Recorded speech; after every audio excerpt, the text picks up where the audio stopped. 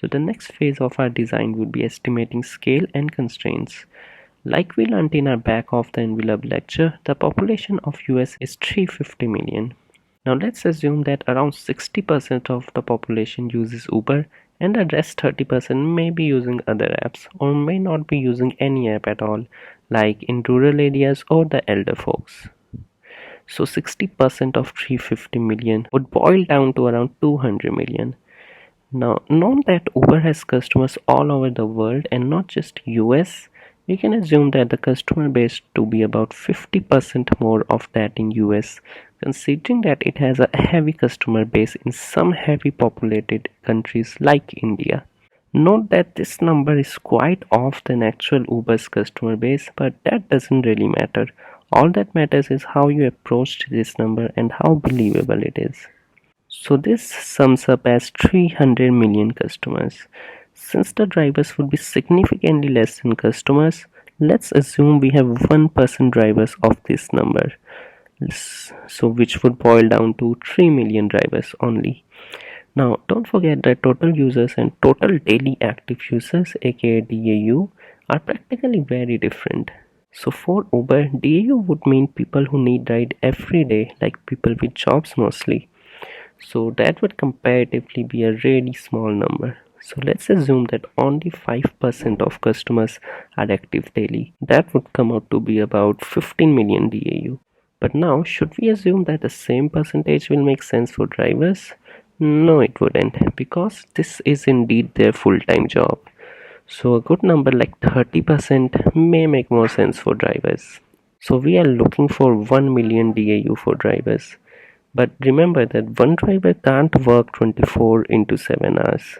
So we can assume that drivers have half day shifts. So it means we half our daily active drivers to 500k. Now since we have 15 million DAU, we can assume there would be somewhat more daily rides than that.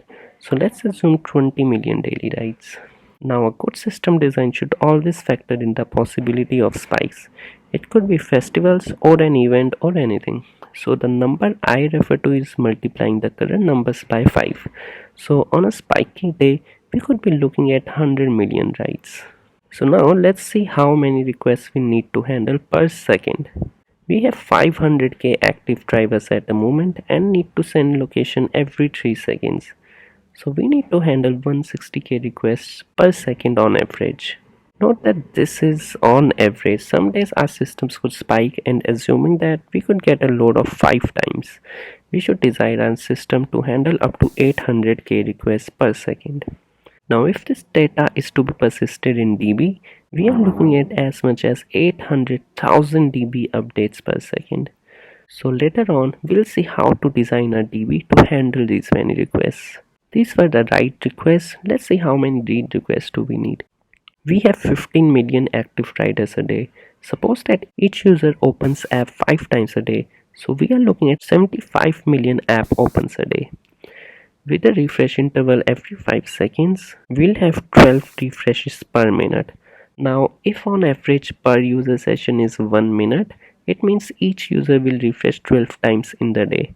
So we are looking at 75 by 12, which is 900 million requests per day. In terms of second, this would come out to be 900 divided by hours in a day multiplied by minutes in 1 hour multiplied by seconds in 1 minute.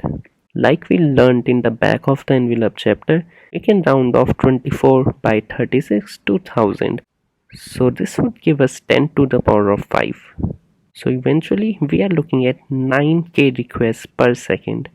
Now that we know the load of requests we need to handle, later on we'll see how to scale our systems to support this load.